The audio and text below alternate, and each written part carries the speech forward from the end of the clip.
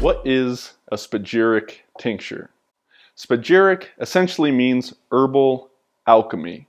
Spagyric tinctures are an old form of preparation that was done using alchemical principles and alchemical knowledge of herbs.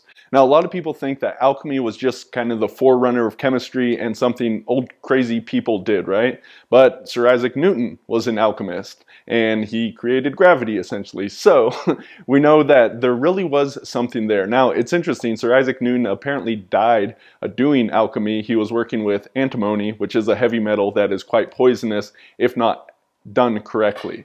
Now, most of alchemy has to do with those metals. That was the kind of the pinnacle of what was done with alchemy. But spagyrics or herbal alchemy, that's an easier place to get started. One, it's not nearly as dangerous as working with some of those metals, the heavy metals and mercury and that sort of thing. So it's a good place to get started.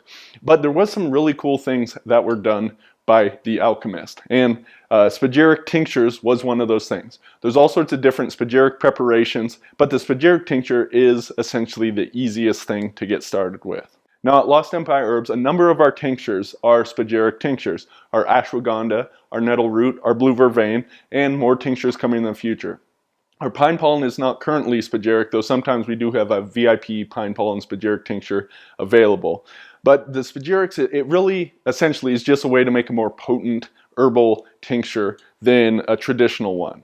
So a traditional herbal tincture is you have some sort of herb, like these roots here, and then you would pour alcohol over them. So if you have the herbs in this jar, you pour alcohol over it, you let it sit for a number of weeks, and then you press it out, you separate the menstruum, which is the tincture, from the marc, which would be the leftover herbal material.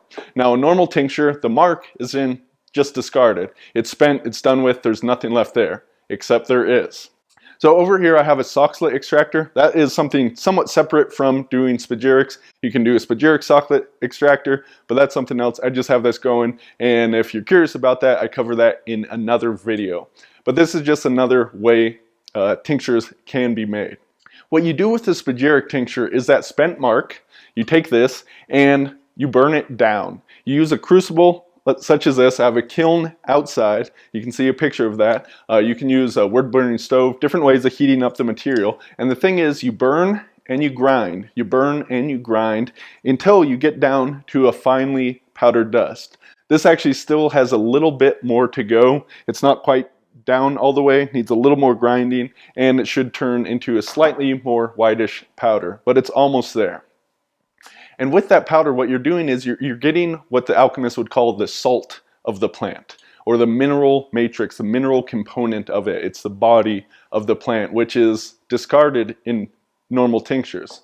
What you then do, once it's down to that stage, is here, this was some ant tincture I was working with, and it had this interesting red color that you can see here.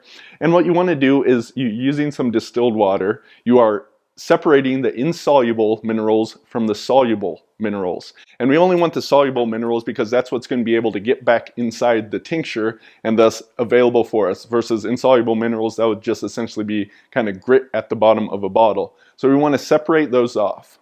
Then here in this final stage, we evaporate the water off and it leaves behind the salt of the plant. The crystals, you'll see that it actually formed its own crystals working with this. And this was some ginseng I was working with here.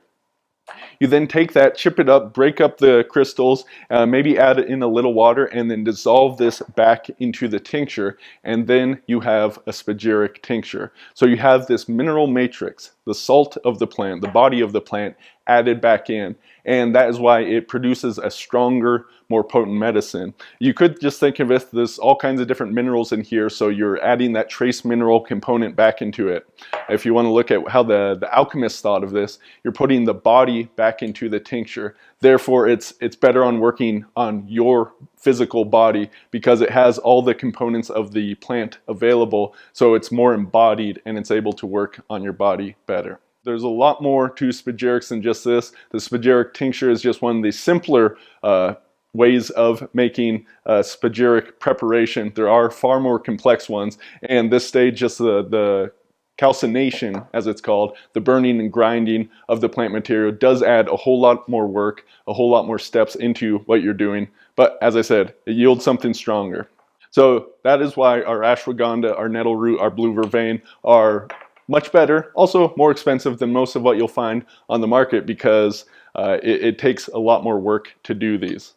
We look forward to bringing you even more spagyric tinctures and even more advanced spagyric preparations in the future.